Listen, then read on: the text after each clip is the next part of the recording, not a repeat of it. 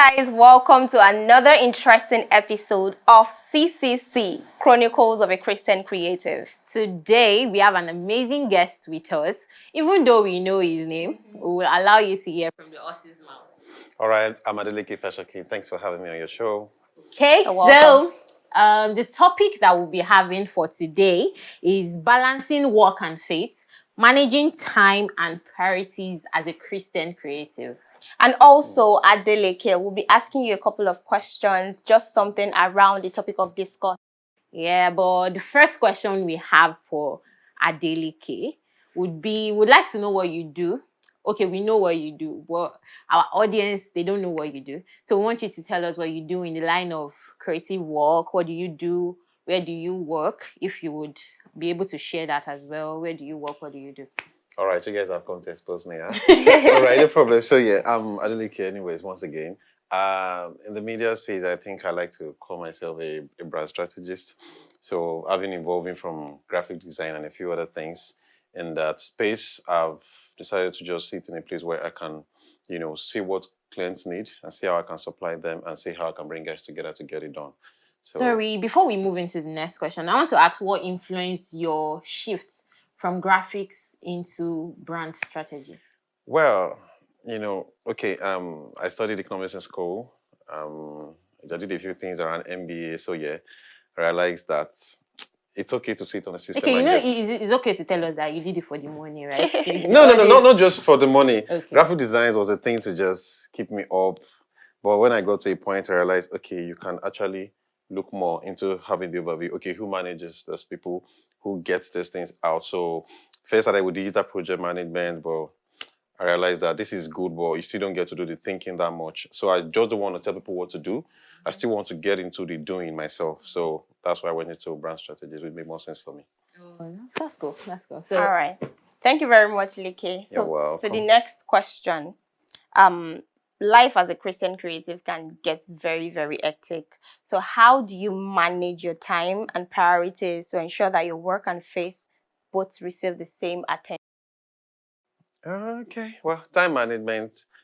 Okay, if I get you right, we'll just balance between work and what faith is. How do you manage So your yeah, time? I feel basically we all have churches. We have local churches, we have Sundays, we have Wednesdays booked down, and then you have more. I don't have Wednesdays booked.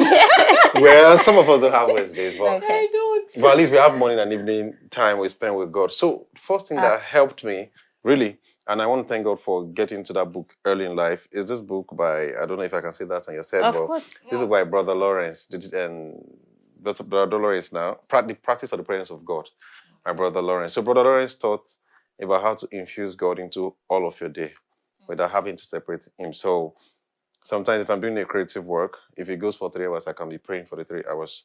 So, Are you serious? yes. So times when I was younger, And you don't get tired. when I was, you stop the praying now. You don't have to pray for. No, you don't have to pray for all the 3 hours. You can stop it. So when I was younger, yeah, if you see me playing PlayStation and I'm playing a message.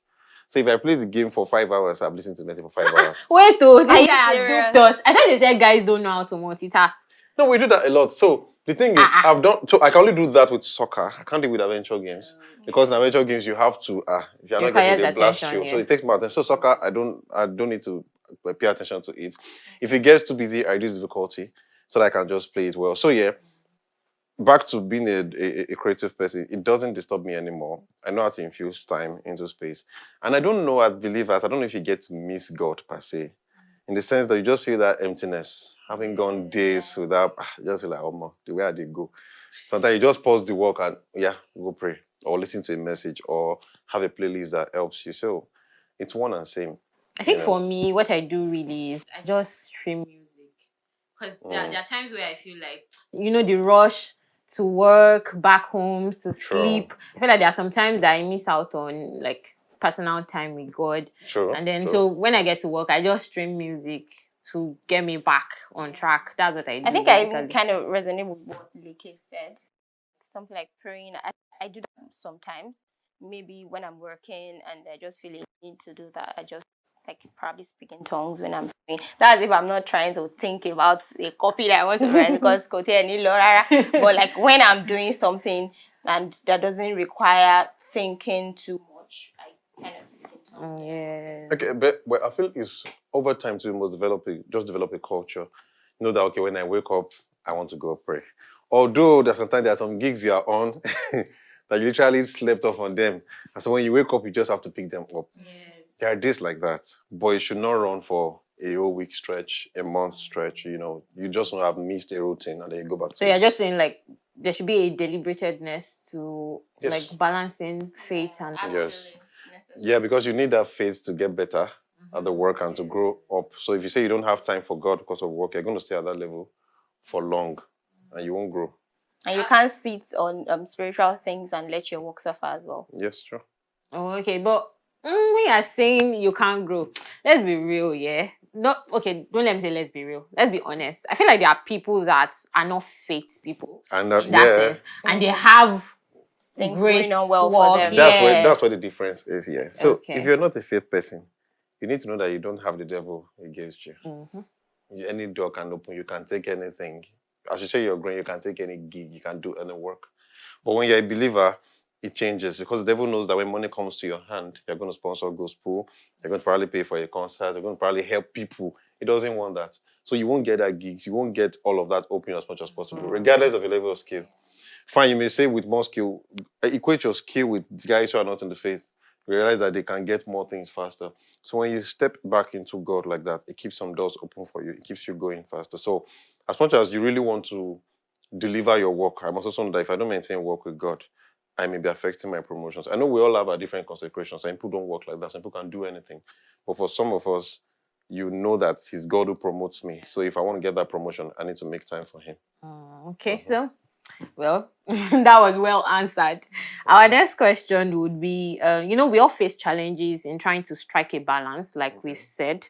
But can you tell us about a specific time when you encountered a conflict between your work demands and your desire to stay true to your faith? How did you navigate through it? Okay. When you say work demands, Yeah. I'm sure we've talked about time, so there's no time, and maybe there's more values, right? Yes. The truth is, there is no way you can maintain the balance. You must not love money. Let me put that word there. That's I love money. I love money. well, you can't love money. See, the truth is here, it takes time to not love money, but we have to you cannot serve God and mammon. So when the love of money is the root of all evil, so it's always the truth. I'm saying that because when you really love money, money will trump all your values. And when the work comes and you are seeing the money behind it, you will want to take it. The moment you love money, and most people say it's not about the money. And I ask them again, okay, what if that person was paying you 10,000 naira? They say, I can't take it.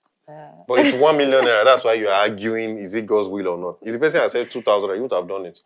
Meanwhile, if a pastor calls you, okay, I need to shoot a message, please help me and all of that, you will still want to do it, even though he's not paying.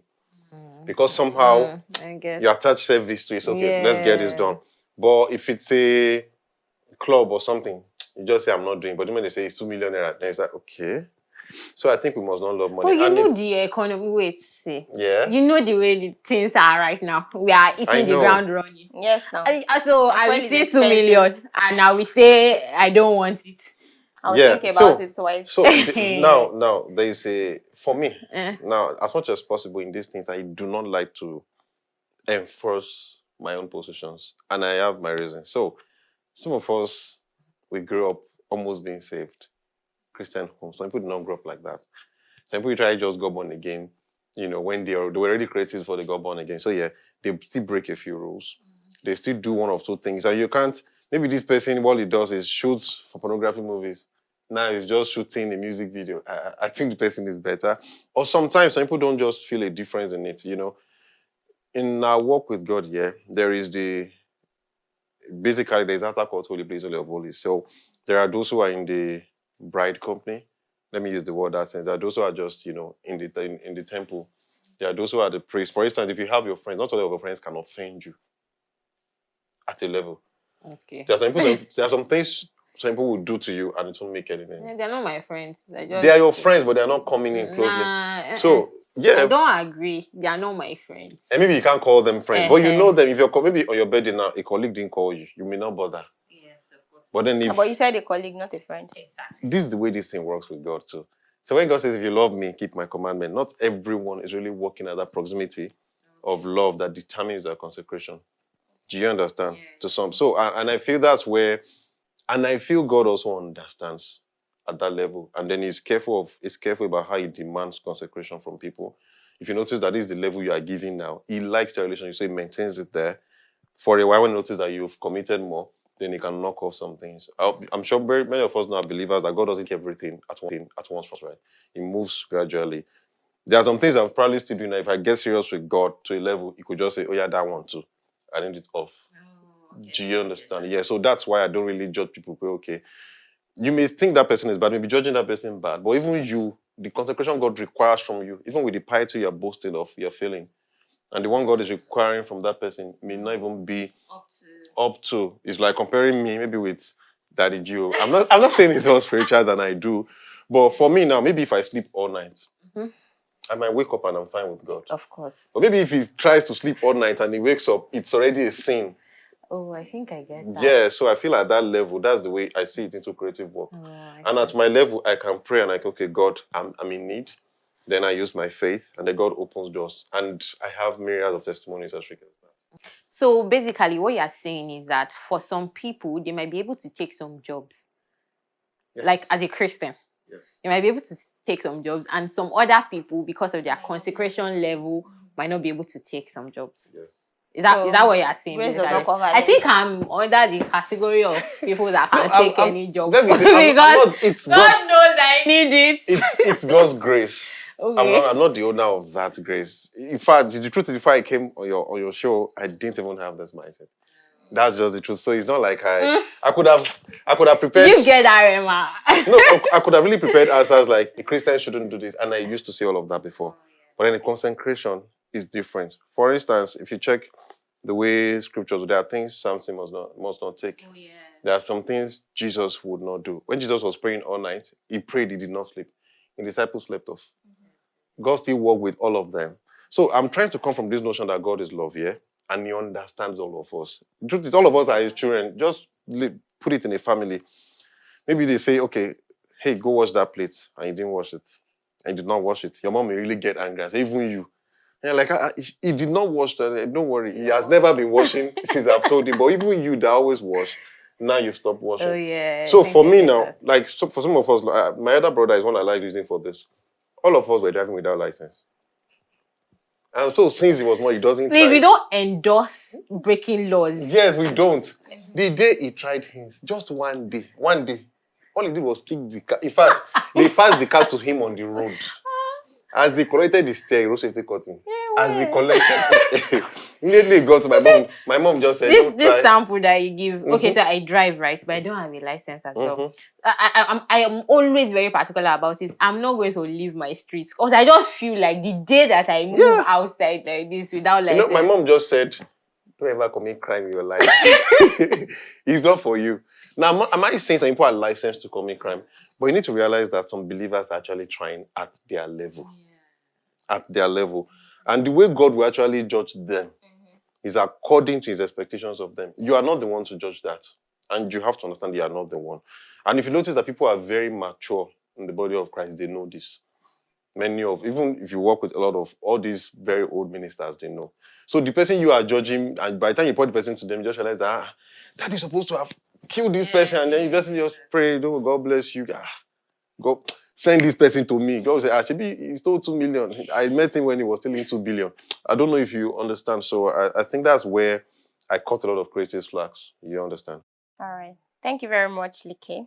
So the next question is, we know you can get very lonely sometimes as a creative, and probably when you're not in a community of people, Christians most especially. So how do you seek and nurture relationships with like-minded Christian creatives to find encouragement and accountability in the pursuit of your work-faith balance? Did you get that? I get you very well. So the word there is Christian creatives. I think that has limited me for a long time, where all I knew were Christians. I was just dealing with them, rolling with them. So either they were creatives or not. It was now later, and I started knowing people amidst them who were creatives. Maybe, okay, this one is a designer, this one is a developer, maybe this one is a singer, this one is a musician, and all of that. But then, what really helps me as a creative is simple. Just know you don't know anything. The moment you know you don't know, you collaborate. It's just that simple. The moment you don't know, you meet this person, you admire this person. Wow, I want this person. I want to know. And don't be shy. So they knocked me off. I was a bit shy. I was not. I was never proud of my skills. To think, my skill is good. You can't correct it. No, it's just that I was shy. To even say I'm a designer, you won't see me post it. And then some people see your thing, like, guy, how fun, I run this thing for me. Oh, really? Okay. Or maybe sometimes until you start earning. And either you like it as a creative, you may not earn until you network. Actually. It's only someone that will just tell you that, you don't do this thing for free. In fact, I've been looking for someone to do this thing for me and then they pay you free for it. So it's simple. Don't be shy and then, mix with people. And if possible, while you're mixing with people, you may need to knock that Christian off. That a creative is a creative. Let the person be the one shooting for a pornography industry. A creative is a creative. Well, the Bible says what fellowship has light with darkness. And you're not building deep. It depends on what you're. Sometimes, okay, I know someone. I wish I could mention his name, but he gave us a principle one time. So you must always have, at every point in your time in your life, you must have at least 10 unbelievers in your circle. That's the way he says it. 10. He says, and those 10, they must not be the same 10 for like a month stretch. Wow. You must keep updating the day. Say if 10, at least 3 should have moved to being saved. Okay. I know we have this bad communication, corrupt good manner, which is true. But the question remains, there was a time whenever Jesus was the only righteous person. And he did not go back to hell and went to burn in hell. He actually got people saved. And then we're doing that. So, but also, I don't want us to have the trap of I want to save everybody. You will save people, but as much as possible, network, meet people, share ideas, know how deep you can go. And as you're meeting the relationship, be marking, be gauging them. This one can go this far. This one can go this far. And also pray. I do that a lot. Like, God, please, I'm tired. I don't have this kind of friends around me. And God will send them. If you might be shocked if you start praying that, God, all my creative friends I have are in Nigeria. Please, I need many. I want people from South Africa to be mine. I want people from India. I want people from, before you know. I can even relate to that because I remember when I went for my youth service, before going, actually, I prayed that I was going to see a friend that I could relate to. And I got one, surprisingly, for youth service. So, yeah, I can definitely relate with praying to God for friends. I think this year I deliberately prayed for friends and I'm getting them consistently. I know people I talk to casually, I've literally just moved up into the place and we can share deeper. So that's good. So, okay. So we'll be moving to how do you infuse your faith values into the process of prioritizing your creative work? Okay, that's where I'll come in differently. Okay. So when we say faith values into creative work, what some people see as faith values is, let me start by this way. When I first started designing, I was really very silly in the sense that if you say you work on a flyer, and I used to read a lot of Revelations a lot. So I want to put, if you check my background, it's chaos. It's like hellfire. I want to put 7 country candlesticks, angel wing, the head of the horse. By the time I'm looking at the design, like, what the hell is this? Even I was not good, but I knew design was rubbish, And in fact, there was the one that pained me. I've calculated in my head that would do the design. And in my mind, it's like, as people see this flyer, they will just be getting money. That was like my first flyer ever. And the funny thing, I just sent it to my designer friend to check. The guy just said, it looks like chicken was writing on the floor. Oh, God. So that dampened my ego. I just deleted it. I'm so sorry. I deleted the entire. So the bad part, that said, please correct a few things for me. I don't know if there's any creative out there. When somebody sends rubbish to you and says, correct a few things, what do? You just like, don't bother. Let me just do it for you. Yeah. That was what the guy just did. He did the flyer for me. And since then, I felt like, okay, let's go back to Bible again. Yeah. So most times for creatives, the principles they want to bring out from scriptures is maybe trying to be esoteric in their designs. These things, people are seeing it, let them bring it on. No, those are not the principles. Those are not the principles to imbibe. The principles to imbibe are simple. Says that man is diligent in his ways. So, diligence, Bible talk about building a house, you must first count the cost. So, I want to do, for instance, now, you want to do a flyer for a youth conference. The best way to go about it, or maybe a full creative from end to end, logos, patterns, flyers, videos.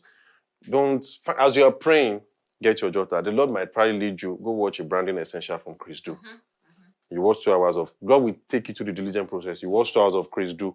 Okay, branch, okay. There's this creative vibe of you have a friend, call him and talk to him about the project. share some files with you. Okay, go on Pinterest, check Yeah, ideas. like God literally guides God you leads through you the through the journey. process of work, Yes. not Yes. don't worry, just sleep and wake up. I'm going to You get the Elijah is vision. going to no, you're going to do the work. Check a lot of flyers, check a lot of references, you know. Okay, start creating. When you create, okay, send it out, let them vet for you. Whatever correction they give you, add it to it, then keep moving, and then it gets better. So the moment I shifted from being esoteric to just following proper principles, I realized that my work got better. The logos people reject from me reduced. Hallelujah. You know, the content people reject reduced. And I don't even need to pray and confess, but yeah, all my work as getting to declare, they accept it. No, I went through the right process. The only thing you do is if you reject it, I only lecture you more. And from most of those places, when I now tell you how I got to where I got to, you literally just, I've not had, since then, I'm not sure I've ever lost a client, except I stopped myself. So all you do is please help me with a flyer, and then you end up becoming the full church designer, or end up doing things for many other people. And I've had that consistently over time. We like That's read really that. Yeah, so yeah, that's how it works though. All right, so our last question. Oh, we're So we here. have those moments when work overshadow everything else in our lives, especially our spiritual well-being. So how do you realign your priorities and maintain a strong connection with your faith during those times? Like, give us practical steps that you take. Wait till what overshadows every moment in your life? Yes. Well, priorities and faith. I think we mentioned the same thing earlier, but I'll come again. So you mentioned priorities. I think I'll start from there.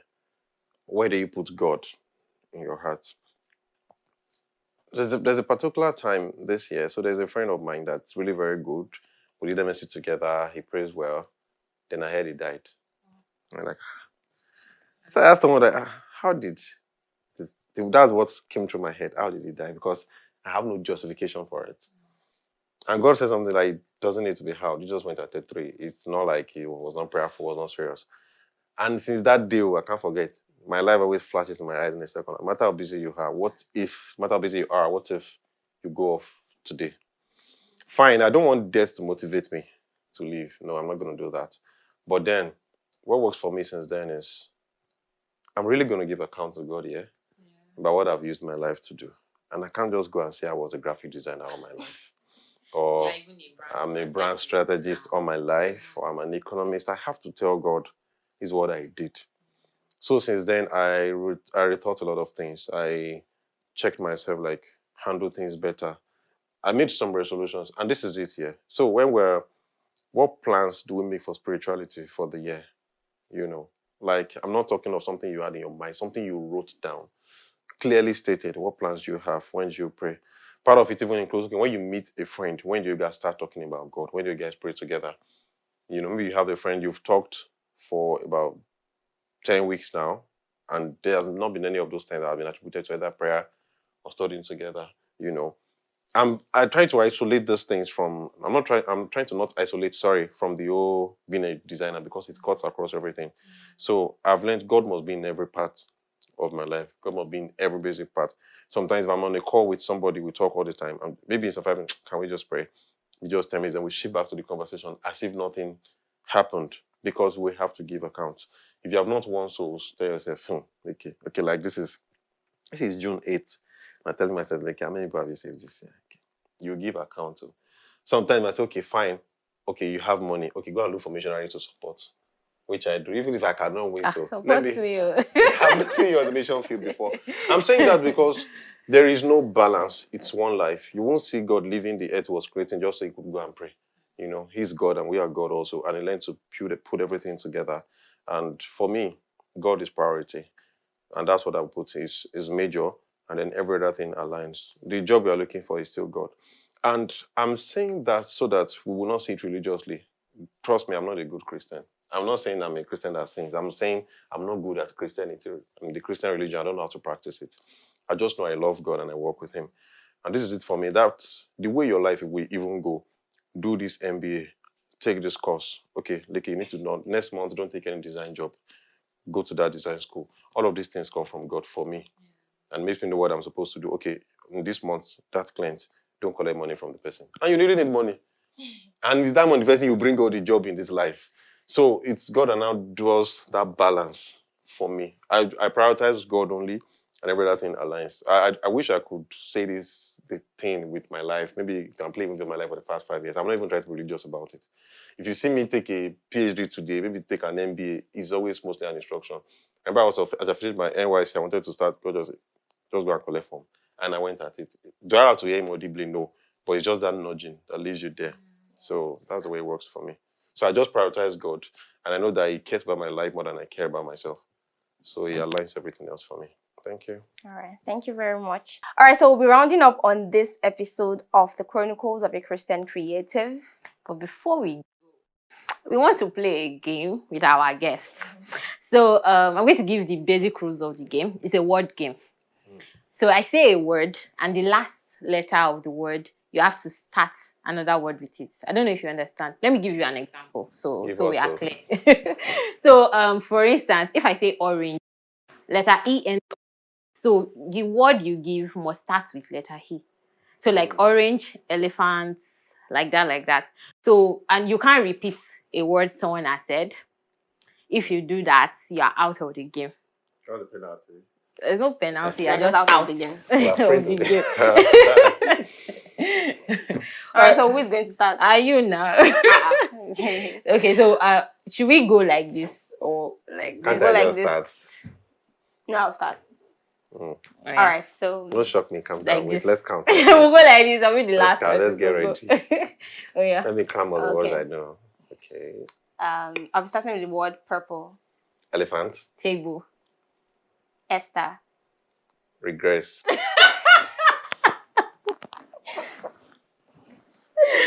Thank you very much. I think we'll just draw a close at this point. Because I don't.